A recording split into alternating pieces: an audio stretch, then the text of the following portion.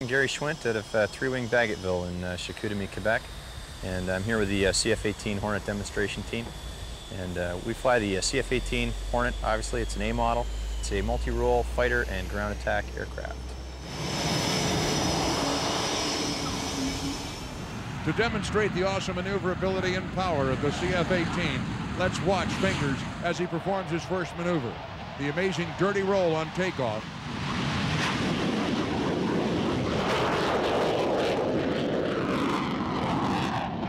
With its two F404 engines producing 32,000 pounds of thrust, you'll be able to see a good example of the outstanding 1-to-1 thrust-to-weight ratio of the CF-18.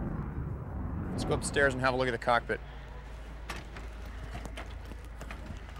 The F-18 is one of the newer fighters that you'll see out there today, so the cockpit is quite a bit less cluttered than some of its predecessors like the F-15 and the F-14. This will be exactly the same that you would see inside of the American F-18. The cockpit itself is designed around a hands-on throttle and stick system. So if you were to look at the throttle and stick, you see a lot of different switches and buttons on there.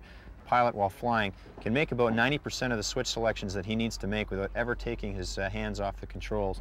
Thereby eliminating the need to look inside and find that critical switch during aerial combat. What you're watching right now is the inverted whisper pass at idle power.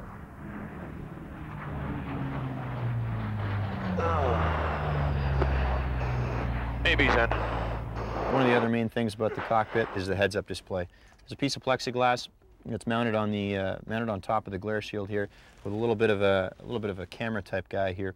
And what he does is focuses an image, and it's focused out at infinity out in front, so that the pilot looking out in front of him, maybe out to as far as 20, 30 miles, still has this information in focus to his eye. And what he sees there is things like altitude, airspeed, heading, G-loading, what sort of weapons mode that he might be in. All of these things are related to the hands-on throttle and stick system. So when he makes his selection, he can see that he's made the proper selection by looking through the heads-up display. 1,500, 300 knots. Power's up. UV's in. Up we go.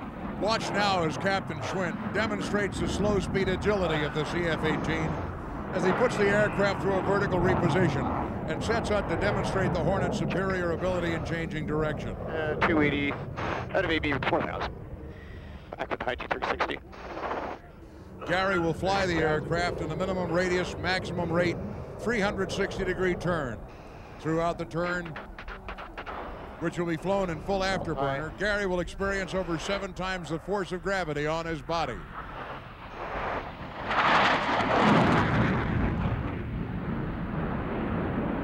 As he comes around the turn, I want you to notice that on the bottom of the airplane, there is another canopy that has been painted on.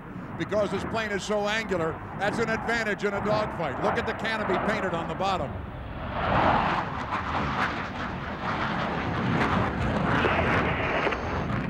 What you're looking at over here on the left side of the airplane is one of the primary differences that we have between the American F-18 and the Canadian F-18. That's our night identification light. This is basically a light that is fixed at a certain direction. It's about 600,000 candle power. And what we do is at 433 Squadron, our primary role is that of a NORAD support squadron. We use this light to intercept aircraft at night. We actually use the radar to position the airplane without any lights on so they can't see us. We'll position the airplane in an exact position and then turn on the night identification light, and it's designed to light up the tail of the aircraft. With that, we'll be able to identify them, and we'll also be able to see the tail number on it that we can report. We're going to watch Gary Schwint pass the full length of the show line, flying through a continuous aileron roll. The next maneuver after this is something that I guarantee you aren't going to see done a whole lot on a jet airplane. This is the one to take pictures of. This coming up pass is designed to show you the remarkable maneuverability and slow speed nose authority of the Hornet. Almost any aircraft can do a normal loop, but very few can perform one like the CF-18. With a 7G pull-up to the vertical, Captain Gary Schwint performs the square loop.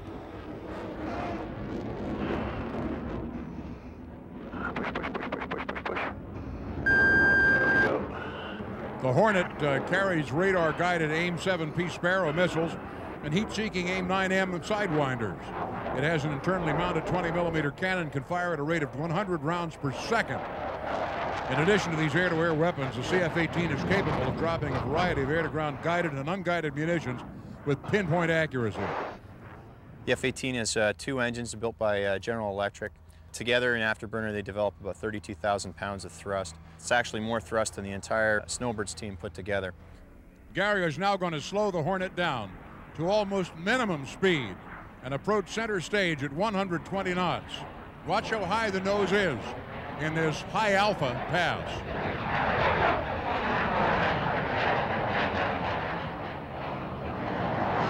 The arrestor hook, which you can see here, this is the chute of the arrestor hook, is exactly the same as the one that you would find on the back of the U.S. Navy jets.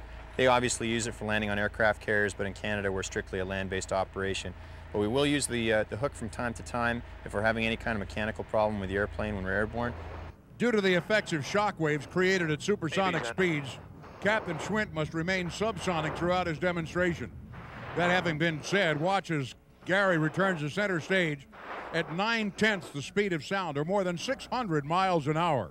Still less than half of the CF-18's maximum speed. See you guys.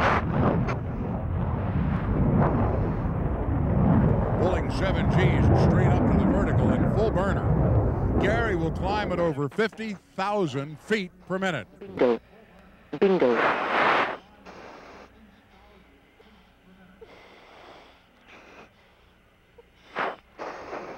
Ladies and gentlemen, boys and girls, on behalf of the men and women of 3-Wing Bagotville, Quebec, Gary and his support crew want to thank you for your watching the CF-18 Hornet today, and he hopes you've enjoyed it as much as he enjoyed flying the aircraft for you.